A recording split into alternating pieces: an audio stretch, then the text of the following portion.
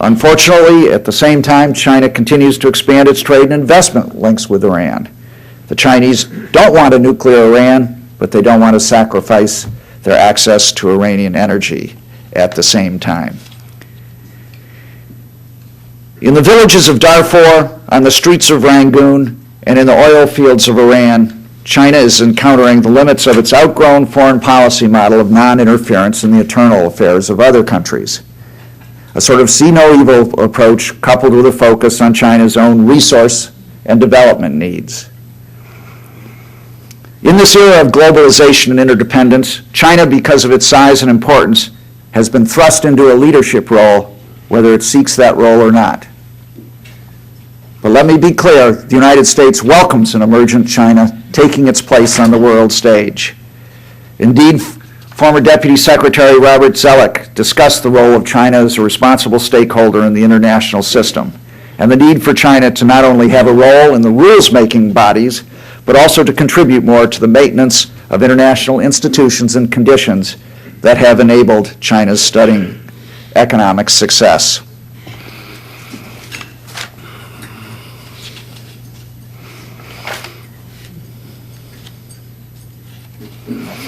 These are the kinds of regular, high-level interactions on strategic issues that I've been describing simply did not exist when I first became ambassador. Our frequent high-level exchanges with China have worked to increase understanding and cooperation generally in the relationship. Building trust starts at the top. Prior to President Bush, no sitting president had ever visited China more than once during their term in office.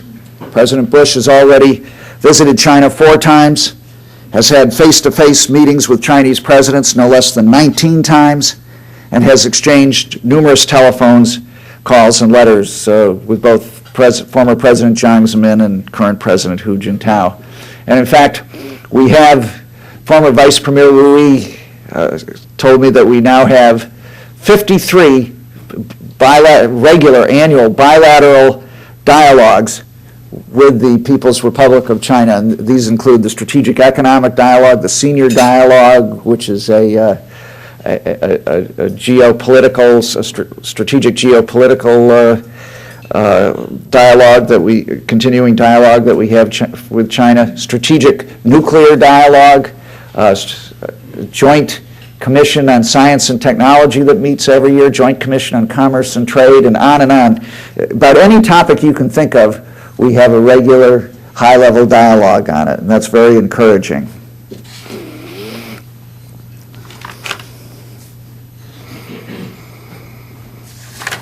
So far, I have focused on expanding government-to-government ties, but government policies require public support to be sustainable and truly effective.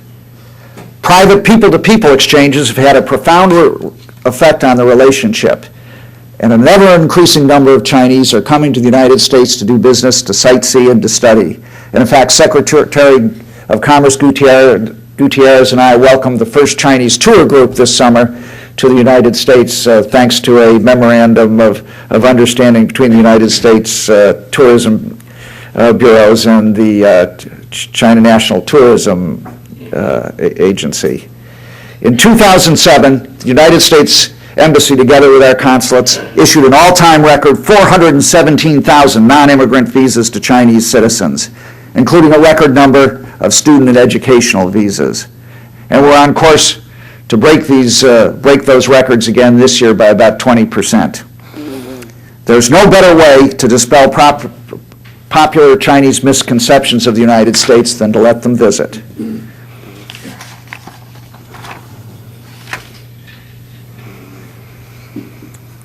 Over the last 3 decades, since the late Deng Xiaoping set his country on the path of economic reform and the United States and China normalized relations, we have made remarkable progress in our relationship. China is more prosperous than it has ever been in history, and the United States, by providing markets and investment, has played an important role in helping hundreds of millions of Chinese emerge from poverty. Just as low-cost Chinese goods have helped America's standard of living stay high, so has Chinese investment in the United States helped our interest rates remain low. We cannot, however, pursue a policy toward China based on excessive optimism and disregard for the real differences in values, history, and natural circumstances that exist between our two countries. But I submit it would be an even bigger mistake to focus solely on these differences while ignoring our vital shared strategic common interests and the increasing opportunities that China presents for America.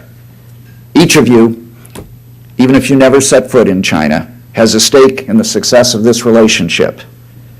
The tectonic plates of the old comfortable world order we've come to know are shifting. The way we deal with China today will inevitably shape the world and the world that our children and their children will one day inherit. I thank you very much and look forward to your questions. Thank you very much, Matt. Thank you. Terrific. Well, today here at the City Club of Cleveland, we've been listening to the Honorable Clark T. Randt, Jr., Ambassador to the People's Republic of China.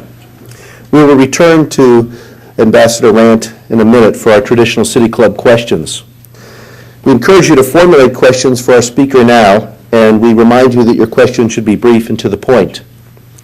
We welcome all of you here, and those listening to WCPN 90.3 FM, WCLV, WTAM, one of the many radio stations across the United States. Radio broadcasts of the City Club are made possible through the generous support of Case Western Reserve University. Our television broadcast partners are WVIZ, PBS IdeaStream, and Time Warner Cable.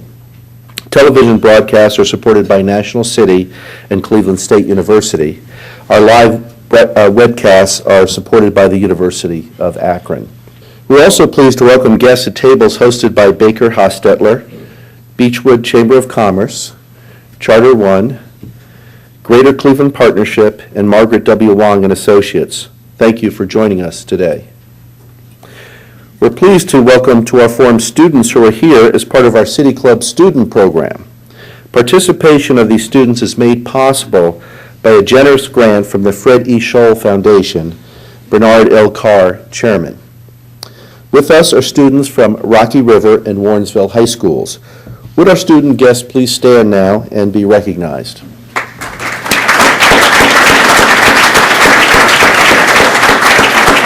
Thank you. Nice to have you with us. Now we would like to return to our speaker for our traditional City Club question and answer period. We welcome questions from everyone, including guests. Holding the microphones today are City Club Director of Development Jessica Allen and Outreach Coordinator Deborah Gosti. Now, first question. Mr. Ambassador, whether it's toxic milk or lead in paint, China has a problem in the global market, as we saw from the recall of chocolates made by Cadbury Schweppes.